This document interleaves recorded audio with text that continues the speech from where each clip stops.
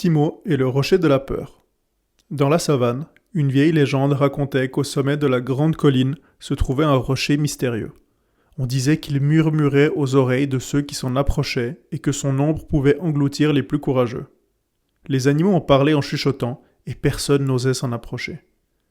Un jour, Timo le lionceau écoutait les histoires des anciens près du baobab. Lorsqu'ils évoquèrent le fameux rocher de la peur, ses oreilles se dressèrent. « Personne ne sait vraiment ce qui s'y cache », disait une vieille tortue.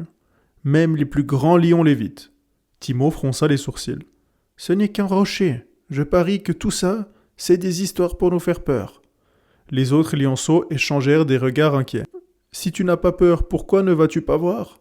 osa demander un petit singe. Timo bomba le torse. « D'accord, je vais aller, et je reviendrai vous dire ce que j'ai vu. » Le silence tomba sur le groupe.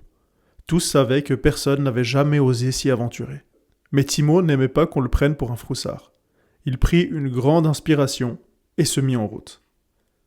La montée était plus difficile qu'il ne l'avait imaginé.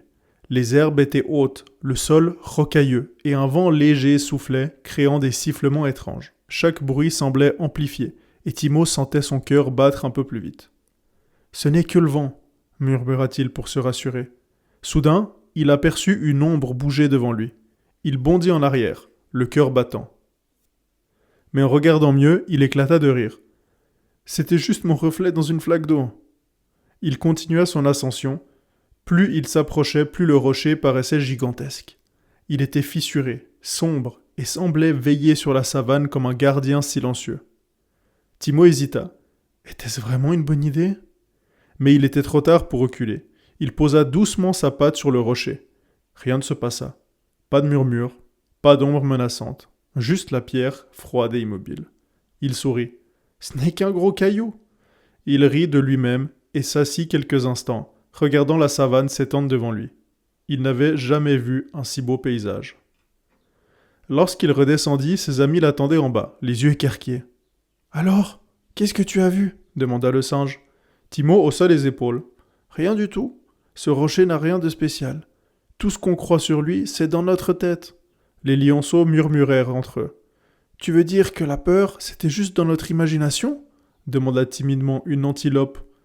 Timo hocha la tête. « Oui, parfois on a peur de ce qu'on ne connaît pas.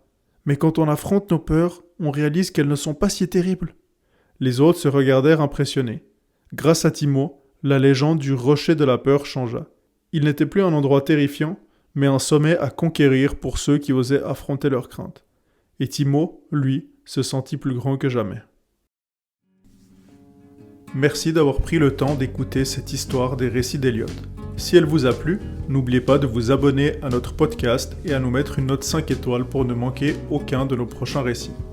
Pour découvrir d'autres histoires passionnantes, rendez-vous dans la description de ce podcast.